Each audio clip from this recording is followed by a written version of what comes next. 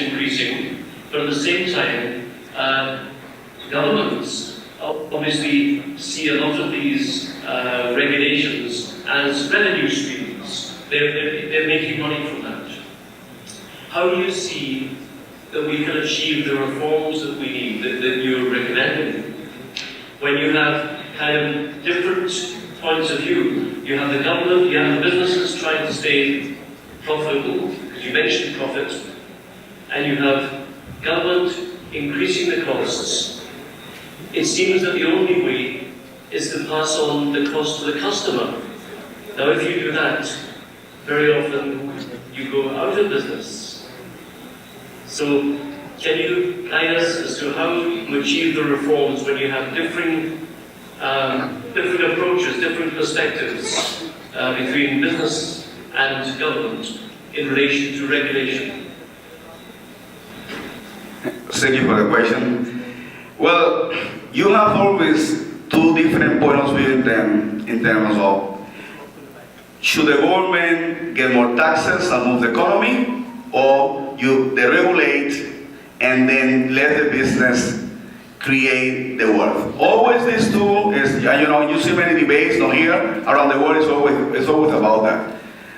I believe, if we have to do a balance between both, and that you said at the end, we pass to the customer. The problem, the customer that probably have not more disposable money to spend in certain things, they're going to have less disposable money in the Caribbean. Then it has to be a consistent conversation, making sure that when those policies are put in place, we participate in the decision-making process. And then, and you mentioned about the WTO rules. Hey, we control those WTO rules, okay? We decided what is going to go there, okay? We need to engage the conversation, making sure our point of view of the private sector is put in there. And I'm going to speak about my experience. She mentioned about the partial scope agreement with Brazil. I've been working with that agreement since I came here 11 years ago. Because I saw an opportunity in Brazil, huge country. South and Latin America have 597 million people living there. North America, 310. Imagine how much opportunity we have in South America. Then Brazil was good 4 years ago. And we have an opportunity to take our product from here to there. But the process to get together as PSA, make it so difficult for the business to survive, that it is really difficult to get with some changes when both parties doesn't go together and engage with the same priorities that are really priority. I would like to know, and probably someone in this room know, how much advantages are we taking with the trade with the European Union? How will we send from the Caribbean to there? How many have we doing with other trades? Because we need to measure. I try to get some information in trade. I have to be honest with you. We don't have too much data there, honestly. And I went to and even I called some place in the OECS to get that information about the interregional trade, because I see how much trade we have in between the islands. And I get a very little information. You know why? Because most of the islands we don't pay duties and taxes. What? Go to them. So you don't have to get. But go back to your question, really, I believe it's the balance between these two schools, between the one that say you have to pay taxes to create wealth, and the other one said you need to take the regulation out and leave the economy to grow. It's a balance between both. Thank you. Yes, my question was for Mr. Cox.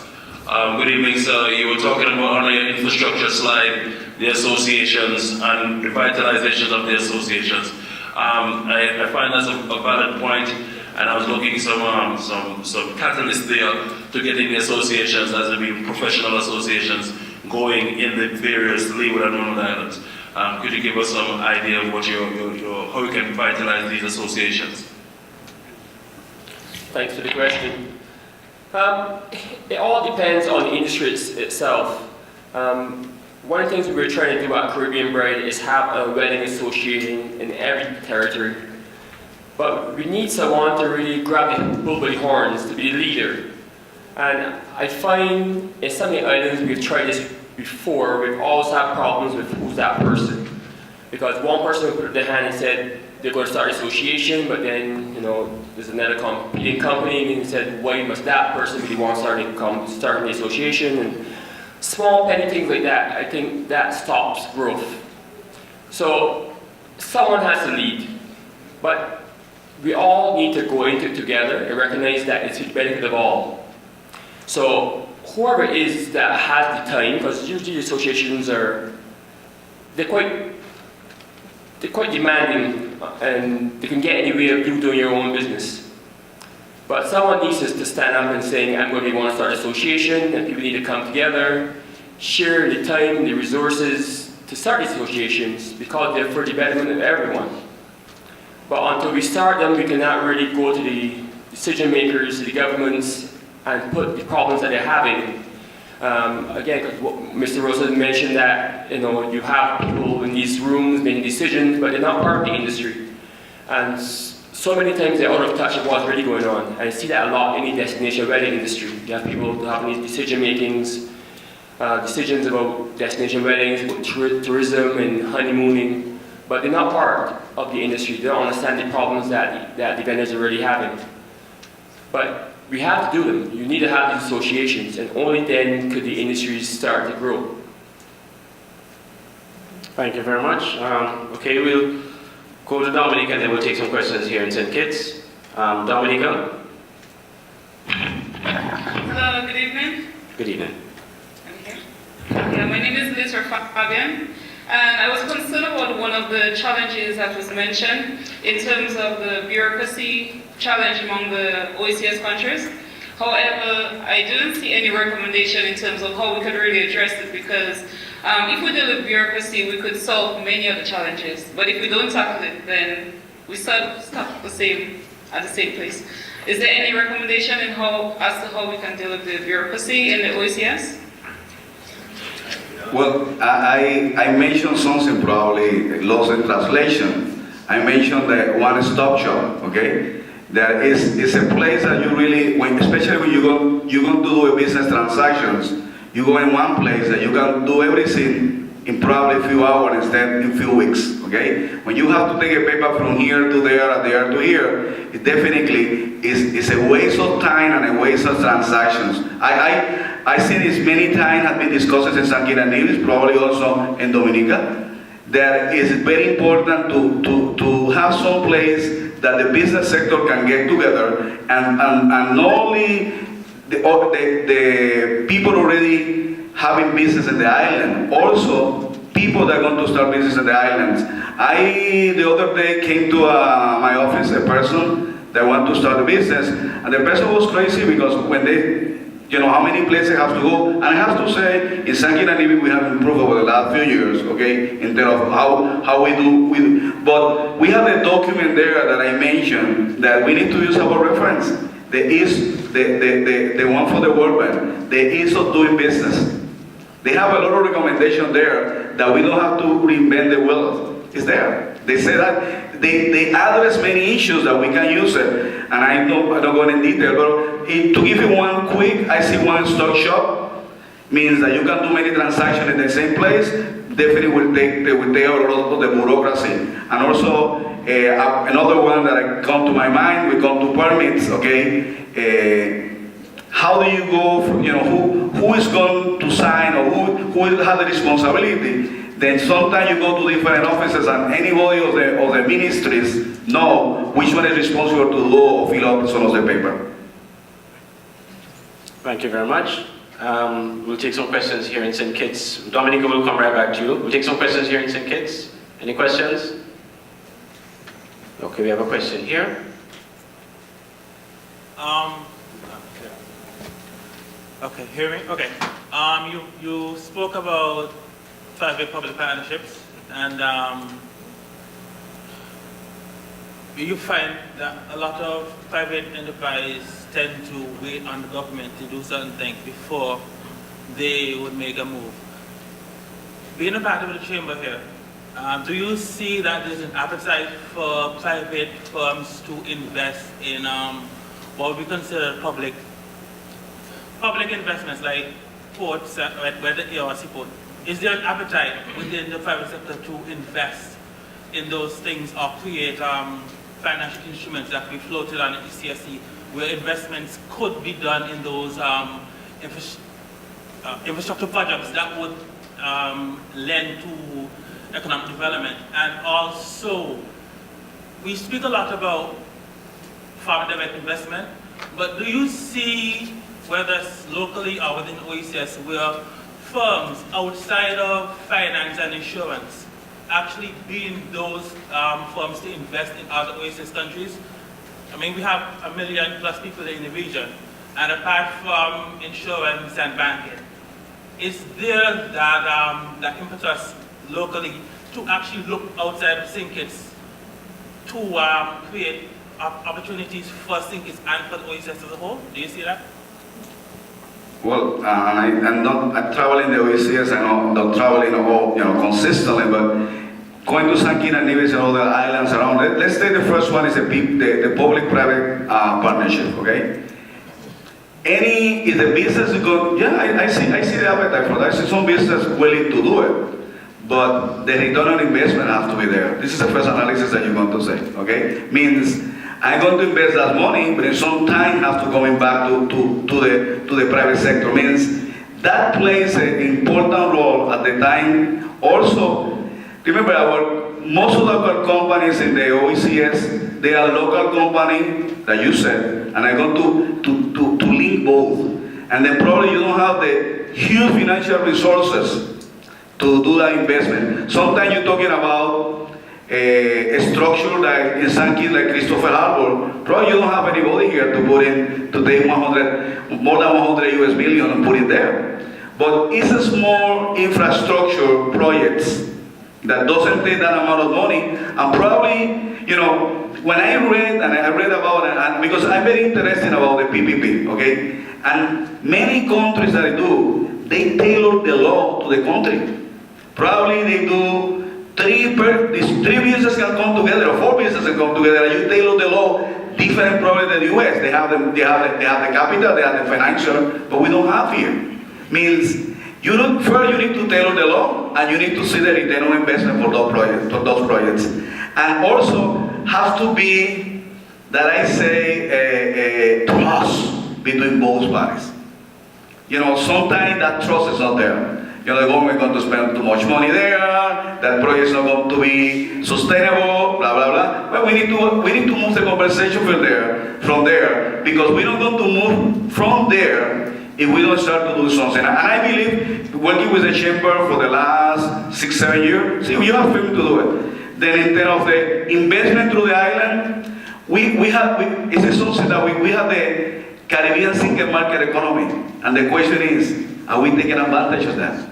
Are we taking advantage and no regulation is there?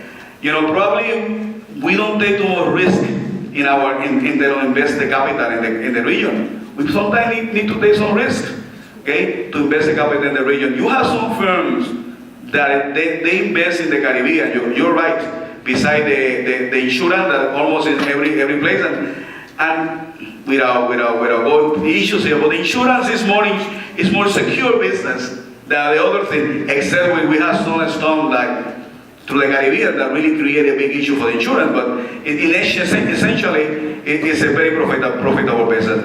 I would like to see more than that, but infrastructure also has to be working together with that, because if you have a business in Dominica, and you cannot move the goods from here to Dominica in accessible and the cost be sustainable, you don't want to do a business in Dominica because it's too far. You feel Dominica is more far away than Miami. See the truth. It's not.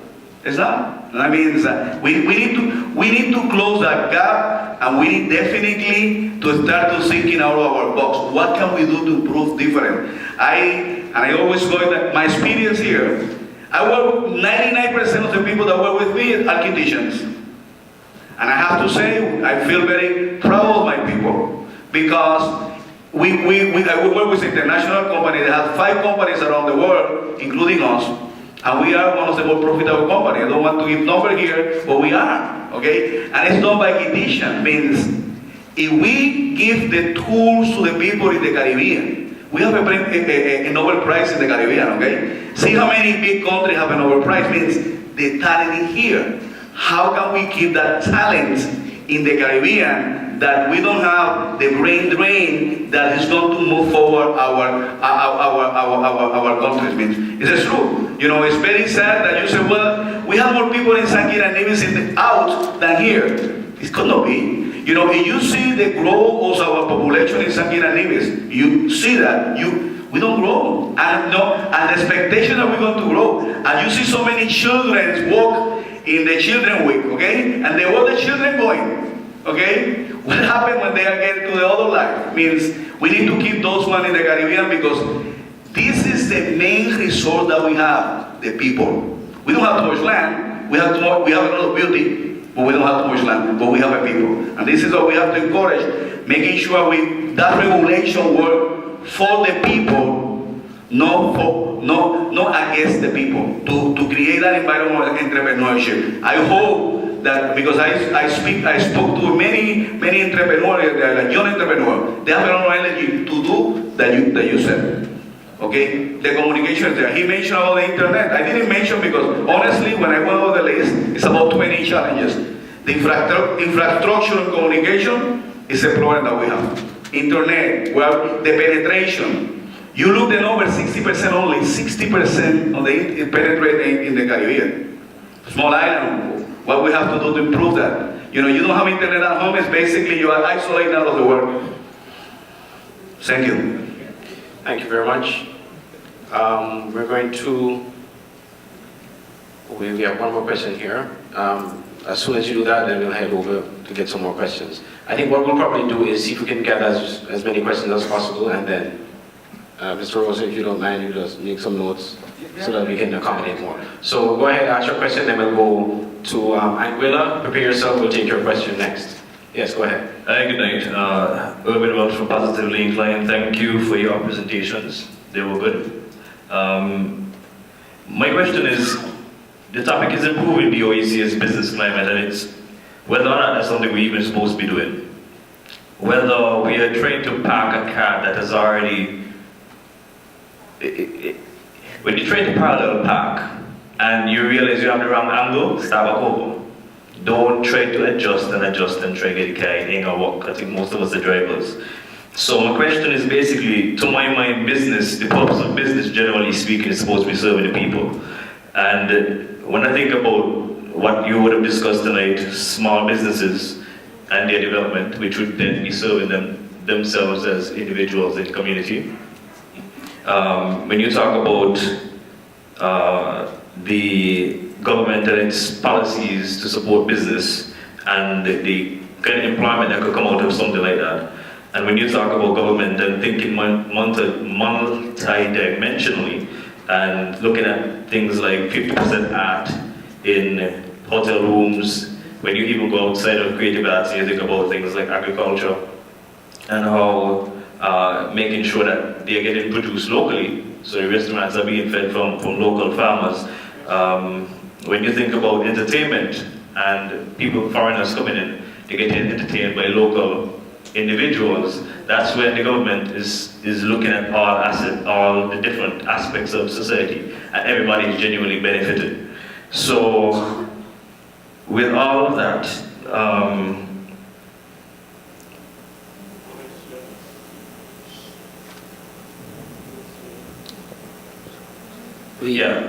basically what I'm getting at then is why would we ignore local businesses, for instance, as I think it's the gentleman from Caribbean Bride was talking about. You ignore local businesses to get foreign services, to generate income that will then be invested into the people.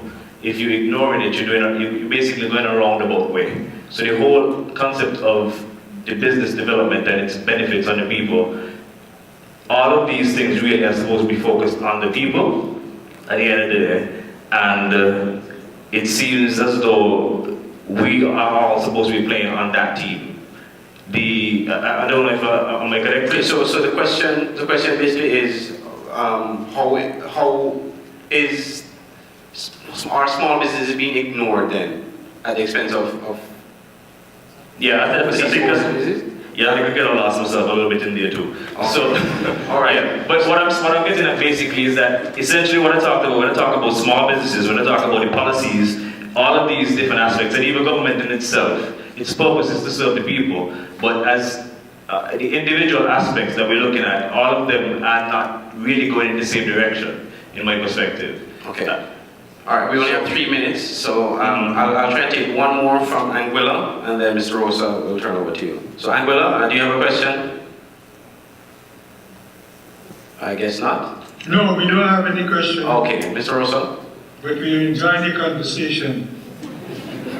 Good, thank you. Thank you very much. Okay, that's what we have to do, enjoy the conversation. Okay, now we are in the Caribbean, enjoying the conversation.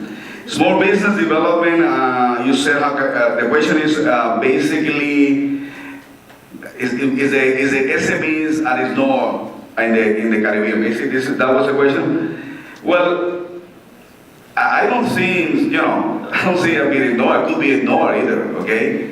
Because it's going to be the backbone of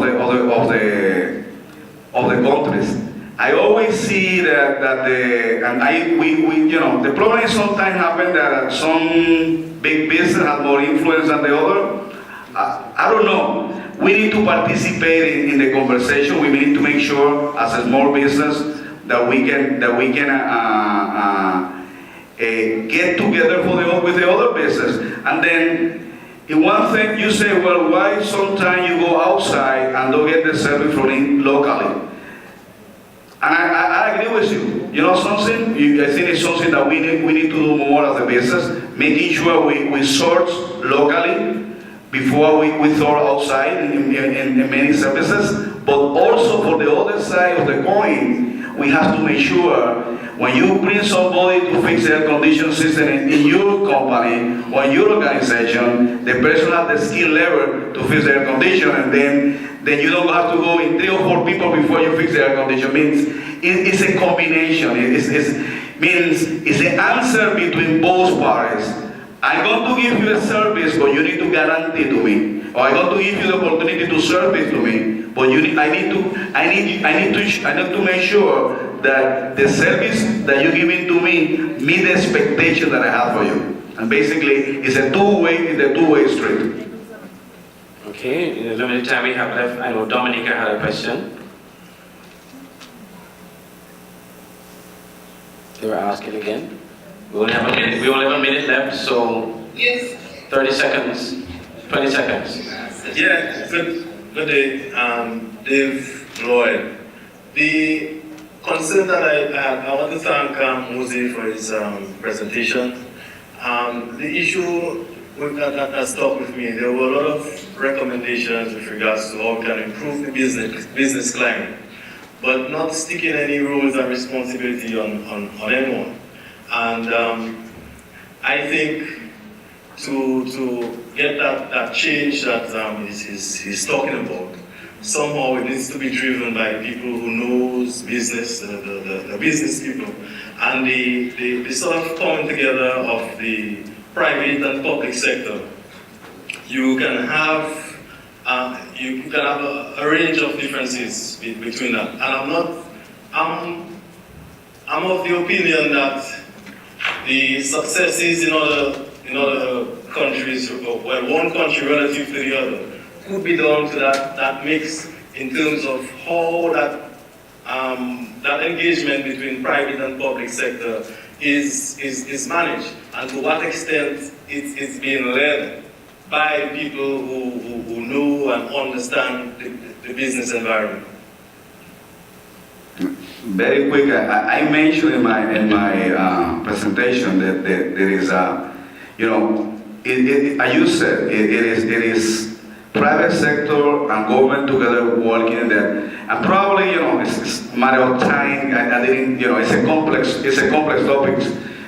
When you try to improve the climate of the region in 20 minutes, okay, and then it's very difficult sometimes to do it. But that in presentation, but that I said is that you're right. It has to be a cooperation between both parties, the government and the private sector. But that I said, we need to be in the driving seat. We cannot be in the passenger seat as a private sector. Because it's not the policies that is going to change, probably going to be beneficial for the private sector and for the whole private sector. Means we need to make sure that when the rules and regulations are being discussed for anything, any changes into the Caribbean between the private sector and the government, we are present there with our voice. And we also engage not only one day or 2 days, because many times they take time to change certain things. It's important that that will happen.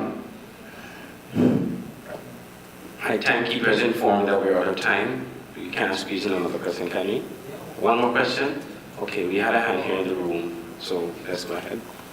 I'll be very quick. Jose, you said, you just mentioned that private sector should be in the driving seat.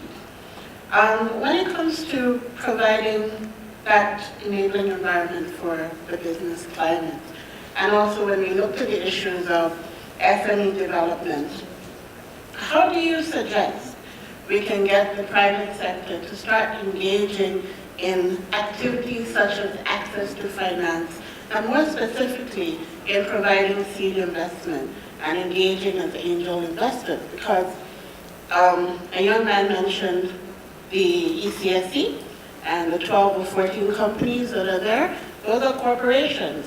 How do you get those corporations to give back in a way that's meaningful to help drive the private sector? Because at the level of SMEs, they need seed financing, and that's high risk.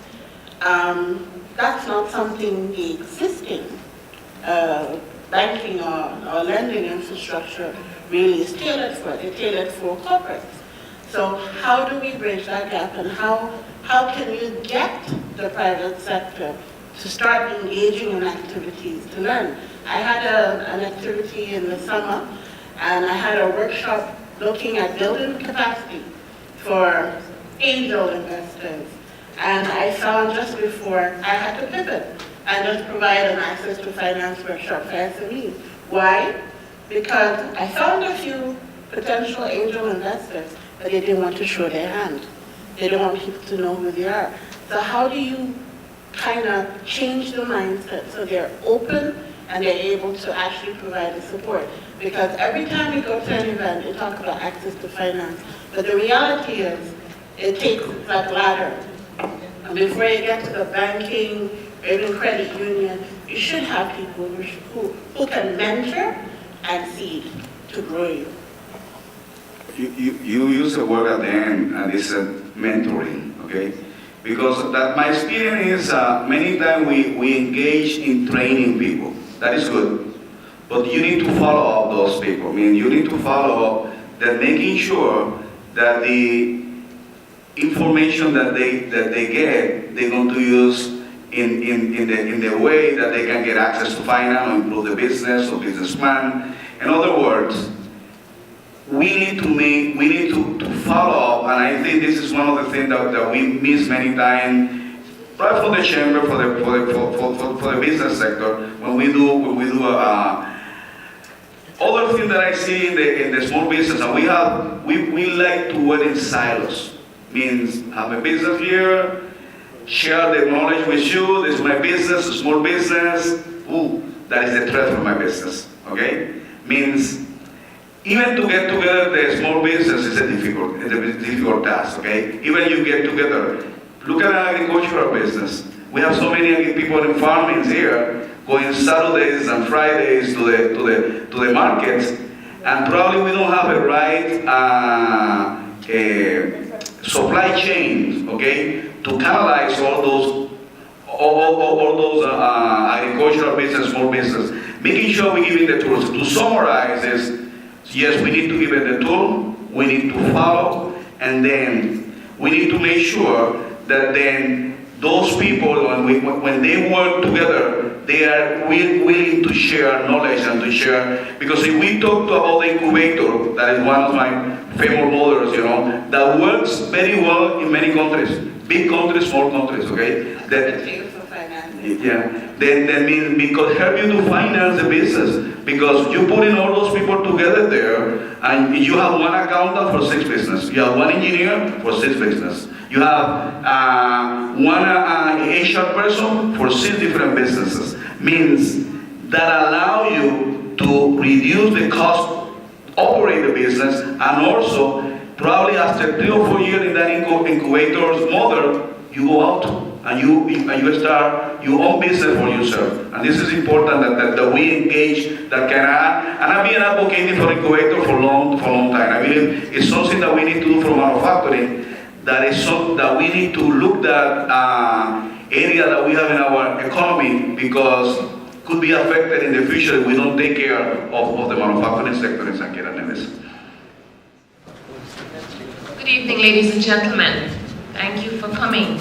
Just a few closing remarks, if I may.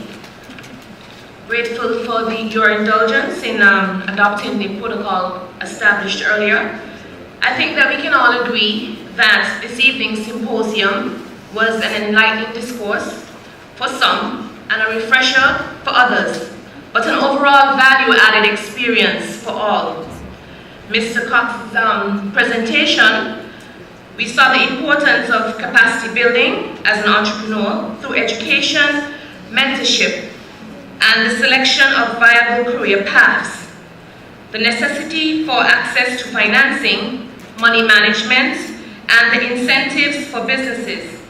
The facilitation of entrepreneurship through business centers, shared workspaces. The enabling infrastructure through a dedicated department, intellectual property laws and protection, encouragement of association building, and with regards to procurement, local talent should be considered for local governments, projects, and a voice in foreign investment negotiations. Through these efforts to recognize and facilitate the entrepreneurs in the creative industries, and applicable as well to all sectors, can only motivate entrepreneurs and grow small businesses, which in turn can only rebound to the economic empowerment and growth of the OECS. Again, without change, there is no innovation. Creativity or incentive for improvement is very relevant for our time. With regards to Mr. Rosa's presentation, we note that the factors that influence the business climate are very important. And of course, business climate reforms as it relates to enabling the business environment and the private sector's role in supporting these reforms. Mr. Rosa highlighted the challenges affecting the business climate in the region with accompanying recommendations to address these challenges for the business climate.